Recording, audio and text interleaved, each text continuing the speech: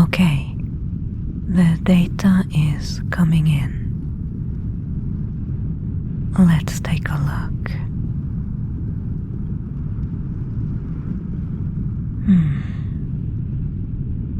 So far, everything seems to be going according to plan. Temperature, radiation levels, the progression of the collapse. All parameters are exactly as predicted. Same on your screen? Good. We can take a breather then. And, there are a few things about this whole ordeal you need to be made aware of. But let's enjoy the view for a little bit first. It's a sort of raw, violent beauty. That slow explosion. But beauty nonetheless. So powerful and merciless. A moon falling apart, the melted rock spreading like veins across its surface. A dying giant, gone before its time. And we can just watch from a safe distance. When you signed up for the interstellar space program, was this the kind of view you expected? Watching a dying moon and knowing we were the ones that blew it up? Well, weapon testing is important. We have to know that we're in complete control of the whole process. That's the whole point, in fact. Control. I have been made aware that you just sent in an application for the new training post in military intelligence. And you're a good candidate. I gave you my best recommendation. It's a compliment that you would want to join us and further your career in the interstellar space program. In fact, you will shortly be offered one of the positions, and I've been tasked to provide you with information that has so far been above your clearance level. And it has to do with that burning moon up there. And then you will have a difficult choice to make. Should you refuse the offer, you will be sworn to secrecy. And this is more than just your average non-disclosure agreement. The fact that you are offered this position at all reveals that a great deal of trust has been placed upon you. All right, where do I start? The new weapons we have developed lately are not just preventative. It's darker than that, much darker. It's all part of an aggressive colonization program that they do not tell new recruits about, or even seasoned spacefarers if they don't need to know. Have you ever heard of the Grabby Aliens Theory? No, Alright, let's start at the beginning. The Grabby Aliens Theory is part of a model that tells us how intelligent life expands and distributes into the universe. They're also referred to as loud civilizations, as opposed to quiet ones. The theory states that some civilizations somewhere in the universe at some point becomes grabby. That means that they expand from their planet of origin, conquer or takes over new worlds. They make significant and visible changes wherever they go, and they are difficult to get rid of. They persevere over time. Loud, grabby aliens who expand their sphere of influence rapidly and in a highly detectable way will be a great threat to any less developed civilization they encounter.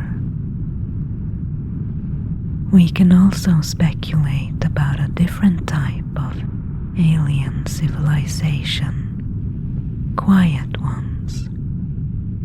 They don't change or expand much, and eventually they die out, either on their own accord or as a result of meeting a louder, more aggressive civilization. When life is created on a planet, it has to go through plenty of difficulties to survive and evolve. From the first self-replicating molecules to the passage from prokaryotic to eukaryotic cells, then multicellularity, then the combination of different body parts working together in a functioning body, and eventually civilization and expansion from their origin planet into space. The number of difficulties to overcome appears as a parameter in a function that estimates the probability that advanced life will appear over a certain amount of time in a certain volume of space. This equation includes the maximal lifetime of planets that are considered suitable for advanced life. The more difficulties there are to overcome, the later the appearance of intelligent spacefaring life will be. Our planet's life cycle is relatively short compared to others, as our sun has a greater mass than average and a shorter lifespan. So you can say we were very lucky to evolve so early and quickly within the habitable time frame of our native planet. Many long-lived planets, circling suns with a lower mass than ours, might develop intelligent life later on. But not only have we developed early in our own planet's lifetime, we have also developed early in the universe's lifetime. While the current date is approximately 13.8 billion years after the Big Bang, the average star will last over 5 trillion years. and the standard hard steps model of the origin of advanced life says it is far more likely for a civilization to appear at the end of the longest planet lifetime. According to the same theory, grabby or loud aliens set a deadline for the appearance of other intelligent life. If such aliens exist, they will soon conquer most of the observable universe. And when that happens, other civilizations can no longer develop, because all of the habitable planets have already been taken. Since that has not happened, we must be early.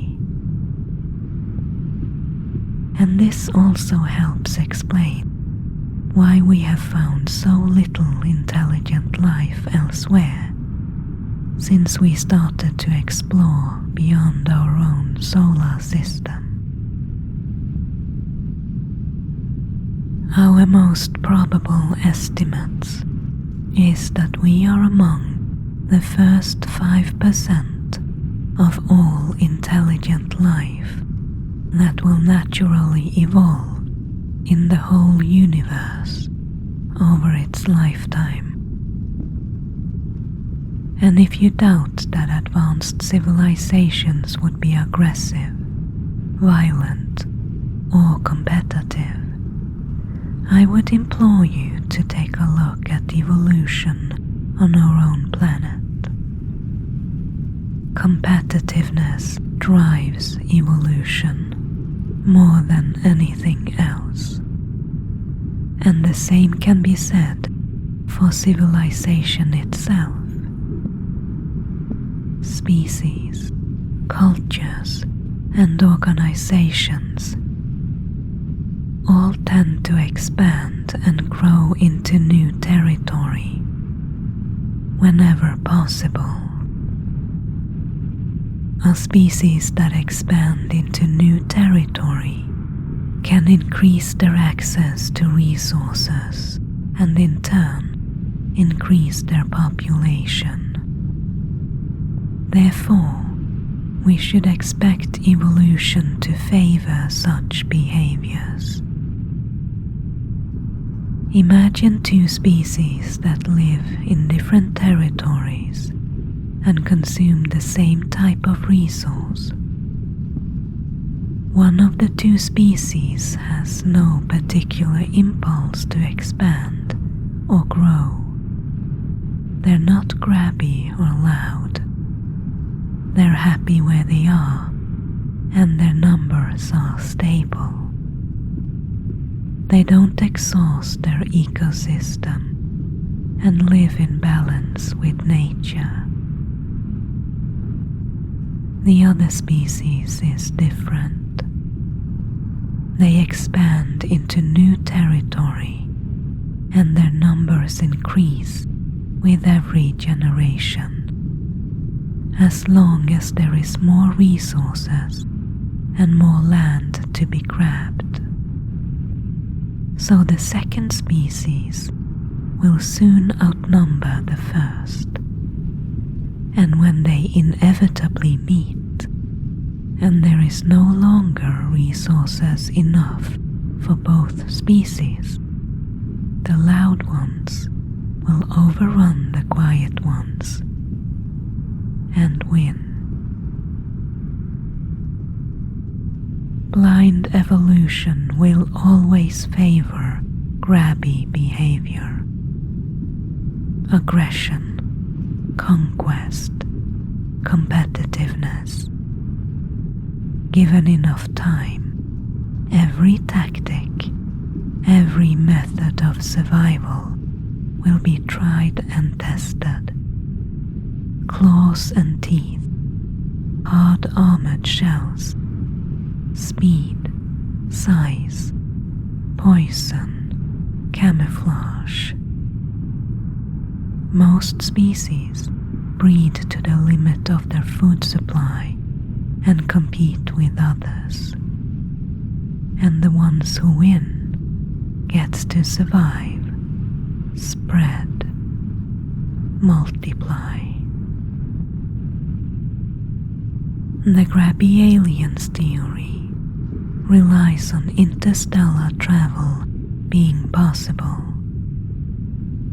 And that was, for a long time, the crux of the whole theory. Now that we have proven, by doing it ourselves, that interstellar travel is, in fact, possible, and have discovered several inhabited planets with species that bicker and fight amongst themselves over land and resources, the theory has been proven to be true. And then we can ask ourselves, do we want to be quiet? Or do we want to be loud? Sooner or later, we will meet another loud civilization out there. And if we are not ready, they will devour us. They are the bad guys in every sci-fi horror story, and the only way we can win over the bad guys is by becoming them. That is why we are expanding so quickly, putting so much effort into colonization, terraforming, and even blowing stuff up just to learn how. Pushing our own limits in all directions, evolving our own species at a greater speed than ever before. From now on, we will be someone else's sci-fi horror monsters, and so we will secure our own survival. The very system we're in now is a good example. A bit further in is a small, beautiful planet, third one from the sun. It has the biggest biodiversity of any planet we have seen, even our own. But there's an intelligent mammal there who overruns it. It is overpopulated, polluted, and its ecosystems are strained almost to their limit. These mammals have landed on their own orbiting satellite and sent unmanned vessels to other planets in their system. Just a few hundred years ago, such a thing would have been unthinkable to them. And had we arrived but a few hundred years later, their technology might have rivaled our own. It seems like we arrived in the nick of time. And now you have a good idea of why we are here. A preemptive strike. We will save that planet from its dominating species. The rest of it will be terraformed. Whatever animal species survive can stay under our rule. But they would never be allowed to evolve into anything more than animals. That would be a security risk. This might sound cruel, but by this brutality, are our own unborn children kept safe and out of danger. And this is what you choose if you decide to accept the position that will be offered to you. You should consider your options carefully. Remember, opting out requires a lot more than a run-of-the-mill non-disclosure agreement. It could make you a security risk. My advice to you is, take the job. After all, you're on the winning side.